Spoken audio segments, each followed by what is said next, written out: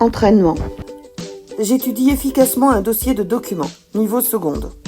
Point de passage, Octave Auguste et la naissance de l'Empire romain. Parcours 1, analyser des documents, première question. Document 3, d'après Tacite, qu'est-ce qui a permis à Octave d'accéder au pouvoir? Tacite est un écrivain romain du IIe siècle après Jésus-Christ. Qu'est-ce qu'il écrit? Quand Auguste eut gagné les soldats par ses dons généreux. Donc ça veut dire qu'il a donné de l'argent ou des terres aux soldats. Le peuple par l'abondance des vivres, donc il a nourri le peuple, il lui a donné à manger. Tous par les douceurs du repos, donc des jeux, des loisirs. On le vit s'élever insensiblement et attirer à lui l'autorité du Sénat, des magistrats, des lois. Donc là, ça signifie que le Sénat, qui est l'institution la plus importante de la République, est séduit par Auguste. Nul ne lui résistait, les plus fiers républicains avaient péri par la guerre ou le bannissement. Donc ça signifie que les républicains étaient soit morts, soit en exil. Ceux qui restaient de nobles trouvaient dans leur empressement à servir honneur et opulence, et ils aimaient mieux le présent et sa sécurité que le passé et ses périls.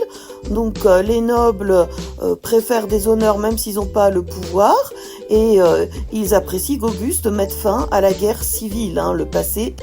Question 2, document 2. Quelles attributions permettent à Octave d'avoir le pouvoir militaire, le pouvoir politique, le pouvoir religieux? Le pouvoir politique, il est tribun à vie. Il a le droit de s'opposer à toute décision du Sénat et des magistrats. Et pouvoir religieux, c'est le grand pontife, chef de la religion et ordonnateur des cérémonies. Question 3, documents 2, 4 et 5. Où sont situées les provinces impériales? Quels avantages apportent-elles à Auguste? Donc ici, on voit que les provinces impériales, c'est là où stationnent les légions, donc les armées. On voit à travers les documents 4 et 5 que les provinces impériales, dont le nom est souligné sur la carte, sont, comme il nous l'est dit dans le document 5, aux frontières de l'Empire, récemment conquises, possèdent des légions et des gouverneurs nommés par l'empereur. Donc c'est les régions vraiment stratégiques aux limites de l'Empire. Document 4, question 4, dans quelle direction s'étend l'Empire sous Octave Auguste? Quelle frontière naturelle atteint l'Empire en 14 après Jésus-Christ? En jaune, on a les annexions sous Auguste, c'est dans le sud-est de l'Europe. La frontière naturelle, c'est le Danube, dans la continuation du Limès sur le Rhin. Et à l'est, en Asie, on a la Galatie et la Judée ou Palestine. Question 5, document 6. Quel est le culte rendu à Auguste après sa mort? Donc un culte, c'est le fait de pratiquer une religion. Donc l'auteur romain Dion Cassius écrit que après sa mort, Octave Auguste reçoit l'apothéose. Dans le vocabulaire, on voit que l'apothéose, c'est le processus par lequel un souverain défunt, c'est-à-dire décédé, est divinisé par son successeur, généralement par un décret, c'est-à-dire une décision du Sénat, qui garde un rôle honorifique, mais qui est toujours présent. Donc l'empereur devient un dieu après sa mort, mais il n'est pas un dieu de son vivant. Donc au rang des immortels, ça veut dire qu'il est Dieu. Il y a des prêtres, des cérémonies sacrées, des prêtresses, un sanctuaire, c'est-à-dire un temple.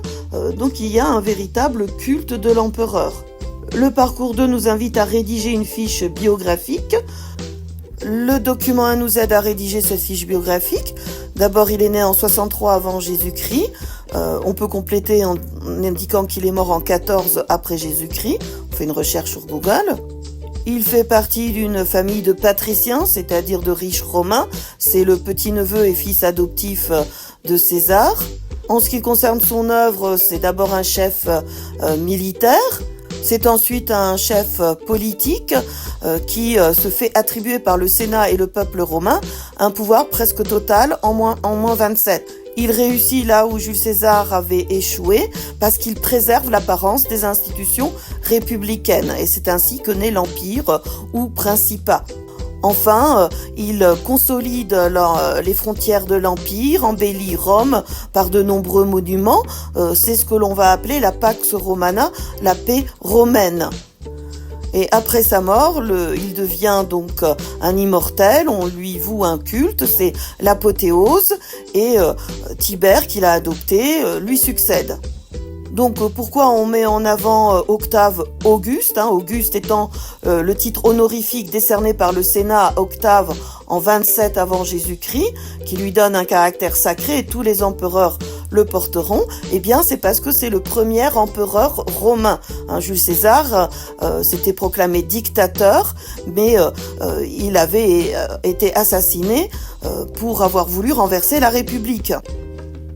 L'Empire romain laisse une importante empreinte. Charlemagne, en 800 après Jésus-Christ, se fait sacré empereur. Il veut restaurer l'Empire romain. On peut penser à Napoléon Ier, qui se réfère d'abord à la République romaine avec le consulat, puis ensuite à l'Empire romain.